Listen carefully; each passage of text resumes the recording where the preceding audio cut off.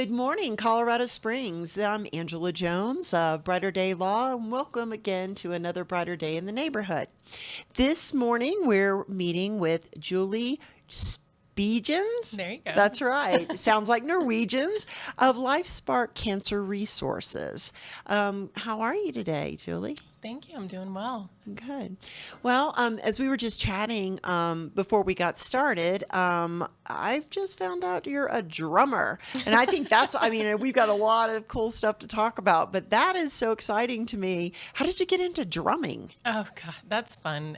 Middle school. Yeah? Honestly, I wanted to be a saxophone player, and they needed drummers. Oh, wow. But it ended up being a really great thing, and my husband and I are in a band. He's a guitar player as Oh, well. so do you guys perform locally? In a very casual manner, nothing nothing professional. It's mostly backyards and basements. It's more for fun. That's so cool. One of the things I loved doing here in Colorado Springs, and I don't think it's been open, is Johnny's Navajo Hogan over off, I guess it's Nevada and Fillmore. Yes. Go in there, and the bands that they bring in there are kind of, some of them are, even though they're an amateur, they say they're really fantastic. Those are some of the best bands. And so your favorite genres of music that you like to perform? Rock. Rock? Of all, decades, I suppose. Okay. Yeah, it's all covers, nothing original. What top three? Top three rock bands? Zeppelin, Foo Absolutely. Fighters. I don't know. There's so many. Yeah. I love them all. Yeah. Foo Fighters I'm not that familiar with, but Zeppelin, absolutely. Mm-hmm. Eagles, Boston.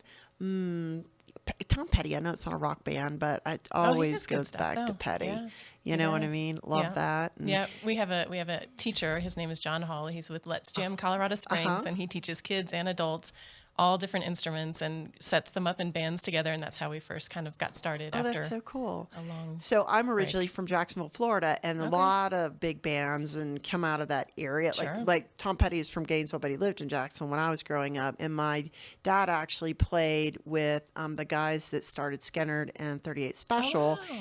in a garage band. Cool. When he was in middle school. So yeah, that's always I've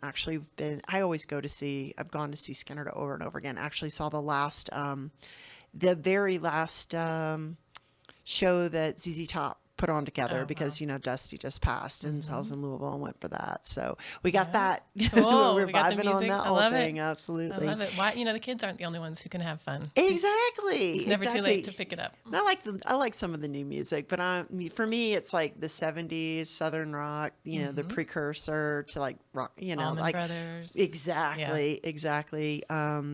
Precursor to some of the new country. So, but anyway, let's talk about what you're doing at Lifesmart Cancer Resources. Absolutely. Thank you. So I am the program director at Lifesmart Cancer Resources. We are a nonprofit organization that was founded in 2005, and we match up Reiki and Healing Touch volunteers with participants who have received a cancer diagnosis, who are going through chemotherapy and radiation and surgery, and who are looking for a little extra support and pain relief and help facing the anxiety and the stress, the insomnia. Basically, Reiki and Healing Touch are energy healing modalities. And I know that sounds woo-woo, but it works and it feels amazing. And it's a wonderful, drug-free, non-invasive treatment that complements all of the other, allopathic treatments that these patients are undergoing. And it just really supports them. It helps them feel calm. It promotes a sense of well-being and relaxation. It's really a beautiful gift that we're able to give through this wonderful network of volunteers all across Colorado. So, I've read psychological studies that indicate, that touch is so important. And especially when you're ill or as you get older in particular, that's something that's very much, it becomes, less and less common.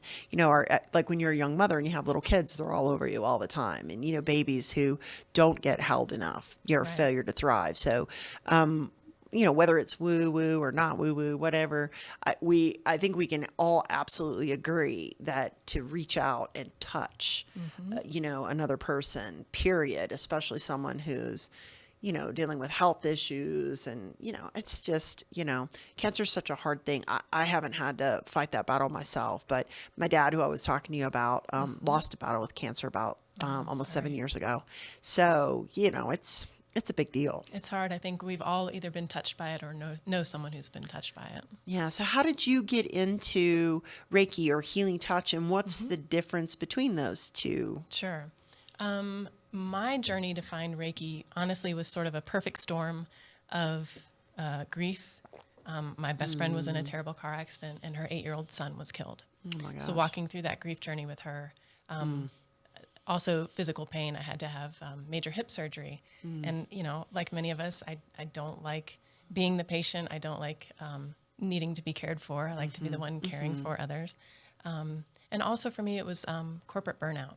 So we had an IT consulting company, and, for a decade, we were back and forth to Manhattan. We were across the world working long hours.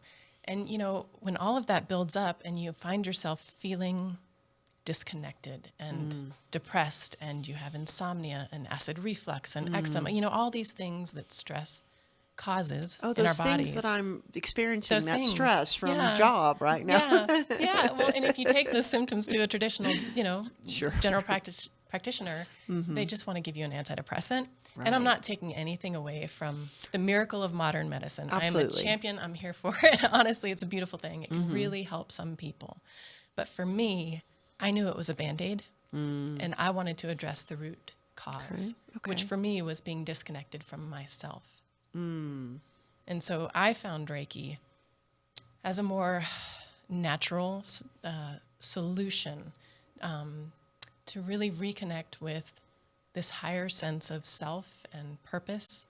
I think we're all sort of hoping that there's more to life than just eat, sleep, work, run some errands, raise the kids, pay the bills, rinse and repeat. I think we're all looking for a higher purpose and a higher meaning to all of it.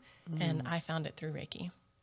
We were talking about that. Well, I have a couple of, I have this little habit with my staff, like of speaking to them in memes. I do it every morning. I give them this meme. One of the ones this past week had to do with, it was basically Maslow's hierarchy of needs and leading to the very top, and Maslow talks about that as like self-actualization, but the way it was described here is purpose, like finding your purpose and then focusing on fulfilling it.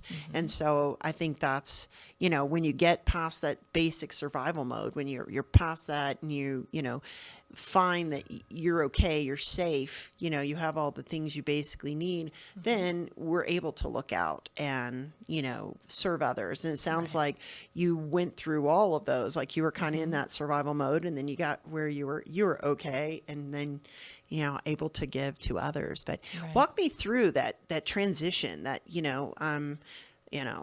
in corporate America, on the flights, burning it at both ends, not feeling well, and then boom, I'm a healing touch teacher or program director. Right. That's quite a shift from a left brain, corporate world. Yeah, to especially with the right IT. brain. Right. Exactly. Yeah. Although and I was a project manager and a CFO, so Okay. we're talking as left brain Right. Yeah. as it gets. Right. Yeah. So I came to Reiki first, obviously, as a client, as a patient, looking for some calm and some healing.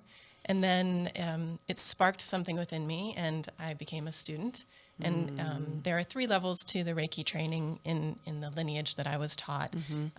Reiki 1, 2, and then 6 months later, Reiki Master, 6 months later, Karuna Reiki.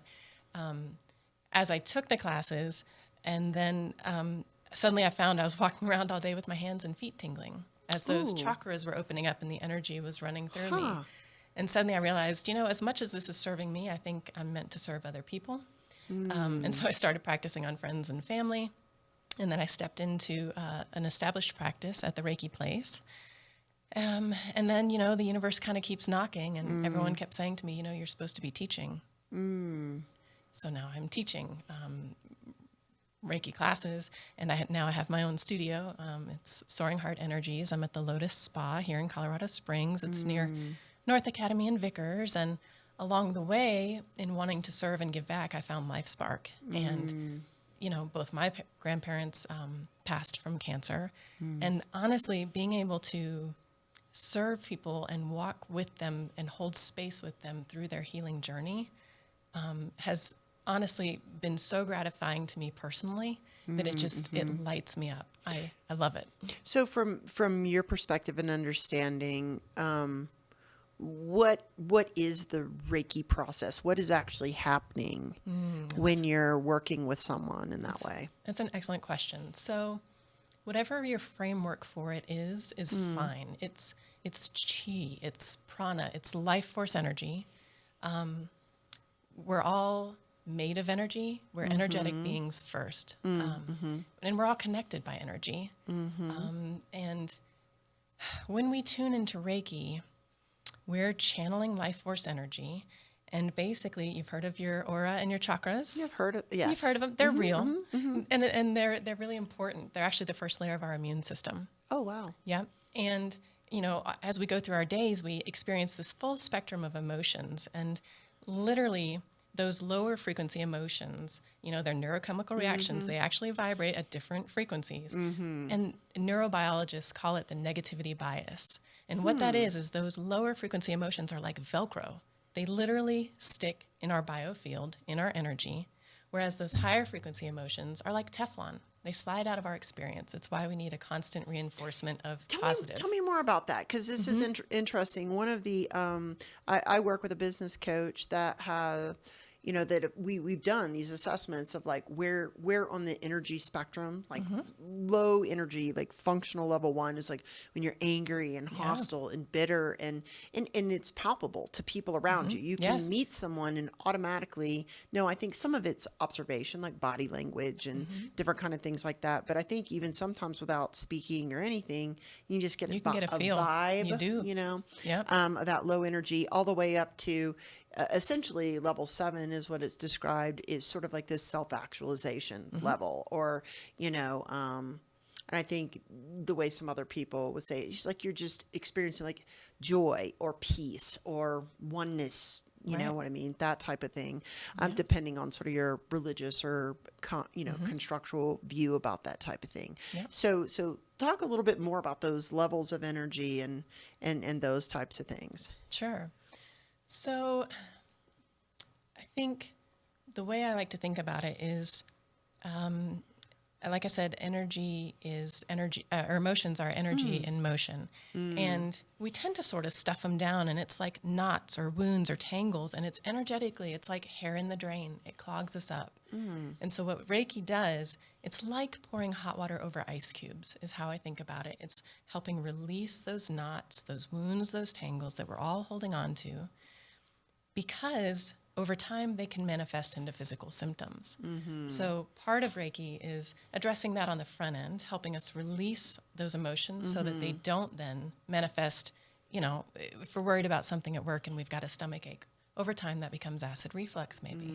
We're in a fight with our partner, we're in a stressful relationship, that can turn into high blood pressure. It starts in our energy field first. So Reiki flushes that out.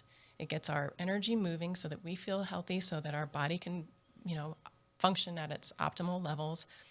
And really how that feels is pretty amazing. So since you love music, when it lights you up and like gives you goosebumps? Yeah. Reiki, I get waves of that, giving and receiving. It's relaxing. A lot of our, especially the LifeSpark patients, find a sense of inner peace and well-being.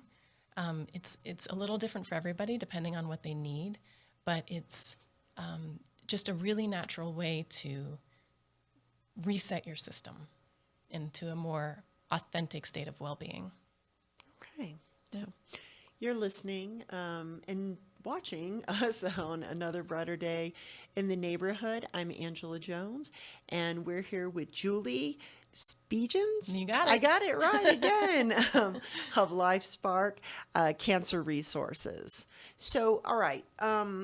just delving into it, I mean, because you keep saying Reiki does, Reiki this. I mean, how was this discovered? Like, I mean, people come up with ideas for things, but what's the origin of Reiki, or how did anyone come upon this as an idea or methodology in the first place? Sure. I think it's ancient. I think it's been with us always. If you have a Christian background, Jesus was a healer. The laying on of hands is not something new. Right. Reiki was reintroduced in the early 1900s in Japan. A Tibetan Buddhist monk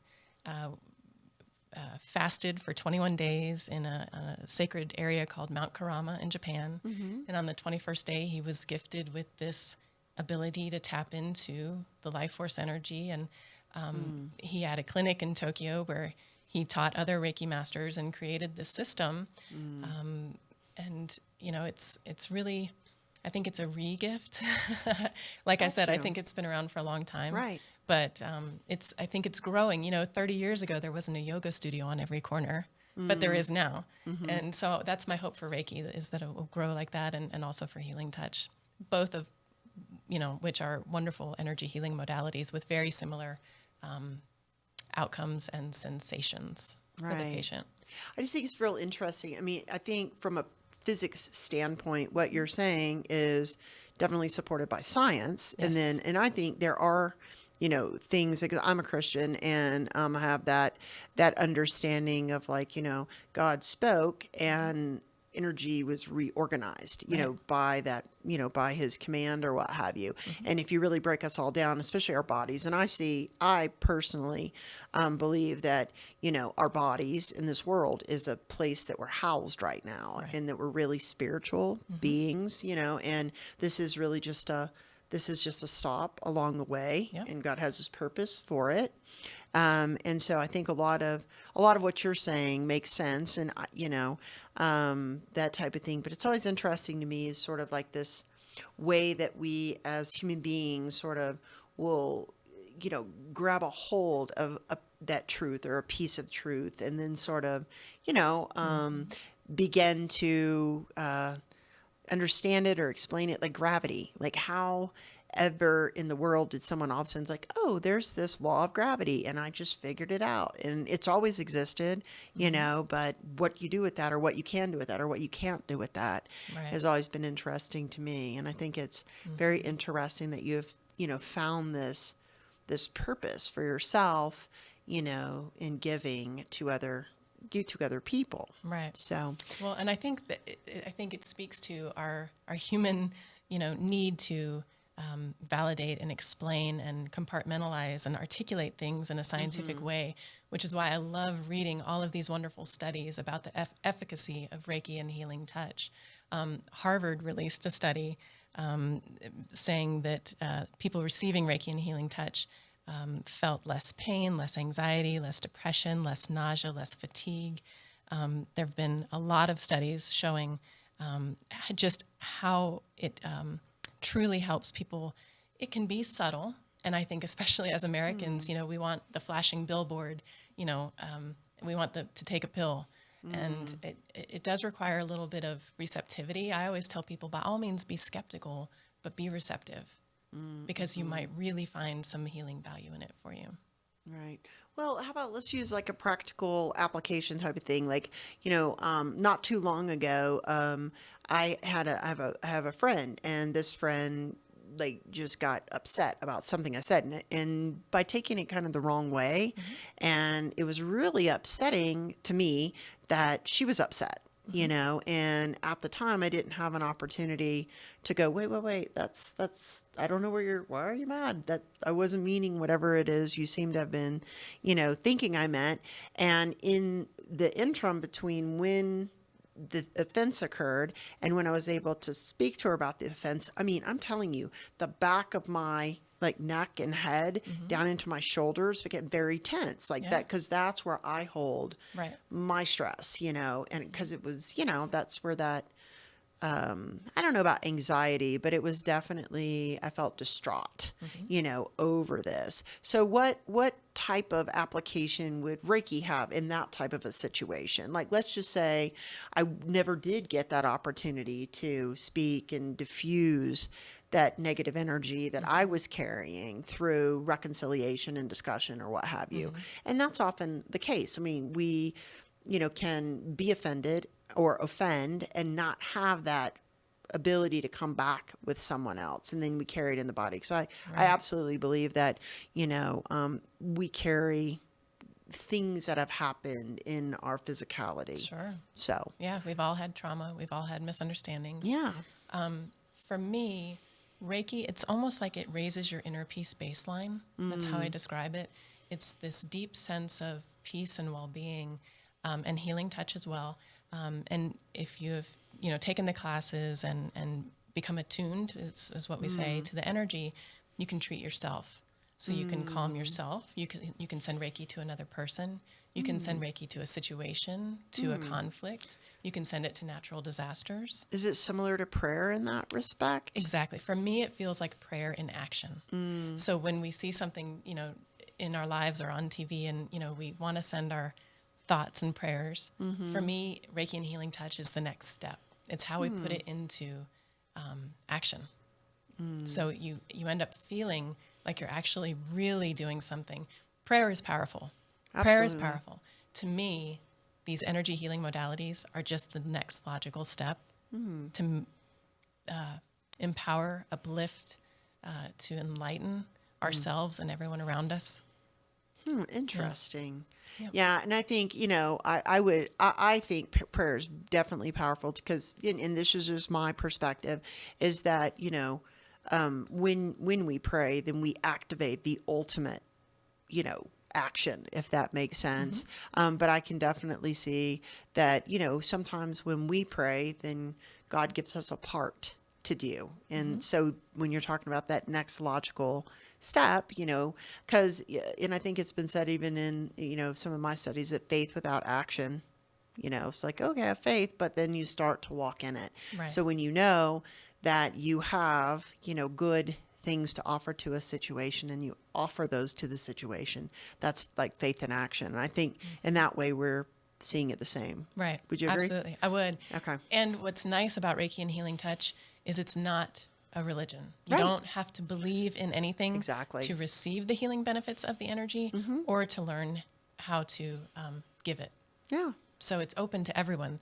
There's how many religions are there Yeah. in the world? I don't know, but there are Reiki Right. practitioners and Reiki masters and healing touch Yeah. practitioners all around the world of all different faith frameworks. Yeah. And people of no faith.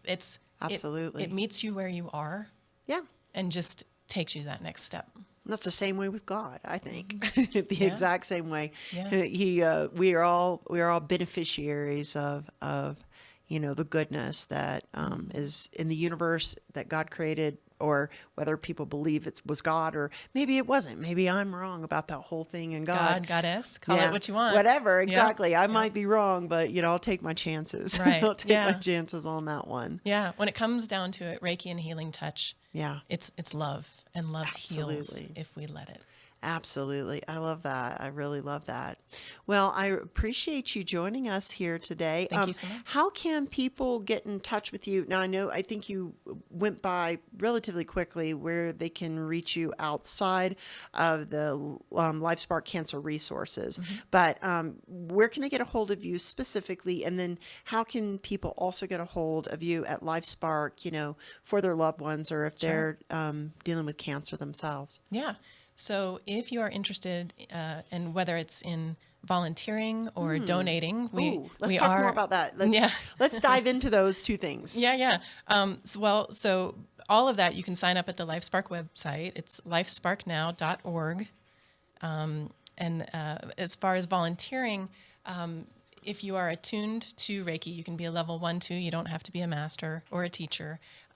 We're always looking for new Reiki and healing touch volunteers. We have about 120 active volunteers now. We've served more than 4,500 people and actually now it's across about 20 states. It used to be just Colorado, and we are still focused in Colorado. But so we are always looking for new volunteers. And as I mentioned, if you want to donate, we are a nonprofit. Or if you are struggling with cancer or someone you know or love is struggling with cancer, they can sign up at lifesparknow.org to receive these free healing sessions. It typically lasts about 8 weeks. Typically, it'll be a 1-hour session once a week. And certainly you can email me. My email address is julie@lifesparknow.org. Yeah. Well, I'm going to just identify the station real quick, and then we're going to come back and talk with you a little bit more about you. All right. Okay. So you're listening to A Brighter Day in the Neighborhood with Angela Jones on KPPF. So I think we've talked a lot about Reiki. I love that. I love what you're doing here in the community. But one of the things I really like to do for our listeners and for myself is to kind of like get that behind the scenes, like what drives you. And I know now what you do, but a little bit more about who you are. Like, where are you from and what brought you to Colorado Springs and those types of things. Sure. So I was an Army brat, lived all over. Graduated from the University of Alabama a long time ago. So Bama. Yeah, roll Tide. Unfortunately, we're going to have to wrap this up. Yeah. I was an I'm a environmental ball, so there's that. Oh, look out. SEC gals right here. Okay, We have all so right. much in common, Julie. Yeah, Rocky Top. Yeah, it's a good thing. That's right. Let's see. Yeah, I was an environmental science major, and then I was home raising children for 10 years, which is the hardest and most rewarding job I think there is. Yeah. To this day. How many kids do you have? Two boys. One up at Boulder, go Buffs, Okay. and one at Air Academy High School. Nice. Yeah. And I landed here. I guess my parents retired here, and we would come out for vacation, and eventually we just stayed. So you're Army brat here. Army brat Okay. here, yeah. And so in my family's retired military, my husband, though, 36 years in the Army. So was your dad was in the Army? My dad was in the Army. So yeah. where did you guys get to live? Like, where are the most memorable places you lived growing up? Goodness. Let's see. I lived everywhere from Fort Leonard Wood, Missouri, to Quantico, Virginia, to Huntsville, Alabama. My dad was in the Intercontinental Ballistic Missile Defense Program. Wow. I know, right? That's a mouthful. So my husband did missile defense as well. Okay. Yeah. Funny. Yeah, he was Small with world. RSTRAT, SMDC. So. Okay. Yeah. Yeah. My dad worked in the Pentagon for a while, and then at Redstone Arsenal, and then I married a man who was an IT consultant, and we built a company together and traveled just as much as consultants as I did in the Army. Right. But this is my favorite place by far. So did you guys meet in Colorado Springs, you and your husband? No, actually, we met at the University of Alabama. Oh, wow. We've been married a long time. Okay. Yeah. So, and I think it's been really interesting to watch him sort of come to terms, because if you think had a left brain history, I'll tell you my IT consultant biochemist husband has struggled a little bit with this, massive shift to, Reiki master. Is that what he's doing as well now? He's still in IT. Oh, okay. He's still in IT. All right. Yeah. So, but that's got to make for some interesting conversation. It does. And I'll tell you, since I've started giving him Reiki, he has become a vegan. He has quit drinking. He has become a marathon runner. I'm not saying it's all the Reiki, but it's definitely helped. It plants these little positive seeds that empower people to make healthier choices. Yeah. Because I think a lot of times, and I'm speaking for myself, there are certain vices that you rely on Sure, to coping relieve mechanisms. stress or to cope or to what have you. And they're not always the healthiest choices. They're generally not. Especially if you're from the South, they tend to Food and drink. be food and drink Yeah. for sure, Yeah, absolutely. smoke a little smoke, drink drink a little drink. Is that what it is? Or is it the opposite? I think Eric Church, maybe it's drink a little drink, smoke a little smoke, but however it goes. Right. And that's, of course, another vice that, no judgment here, but in Colorado, with medicinal use of marijuana and recreational use of marijuana, that it's, I personally think, probably a bit more healthy than many pharmaceutical things, but it's still medicating. Right. You It's know, a with- distraction. Yeah. Largely, I think it's a distraction. And I think that the coping mechanisms that we learn when we're trying to survive are different than the ones that we need when we're ready to thrive. Right. And for me, Reiki, that was my commitment to myself. I'm ready to feel better. I think we all deserve to feel better. And sometimes we just need a little help figuring out how we can do that in a healthy way. Right. So you said Colorado. We're going to have to end up because I'm really just getting into this now. But well, I was into it before, but like I'm really getting interested to talk to you more. Yeah. But we only have about a minute or so left. So you said Colorado Springs was your very favorite place. Everywhere I've lived in the world, Colorado Springs is my favorite. Well, I think most of us who live here in Colorado Springs would absolutely agree with you. Although I've heard a few naysayers, but so people feel free to fight me on this one. But I mean, this just like it's just the best place, and I know is like also military brought us here. That I can't be more pleased to have settled here and to be serving the Colorado Springs community. Yeah, it's a beautiful community. I'm just thrilled to be part of it. Well, thank you so much for joining us. We're about to have to sign off here, but please let us know anytime you're available to come back and I'd talk a love little to. bit more. That would be fantastic. Yeah, thank you so much for having me. I appreciate it. Thank you. And thank you for joining us for another brighter day in the neighborhood. We'll be here this Sunday and every Sunday at this same time and spot. Until we see you again, have brighter days.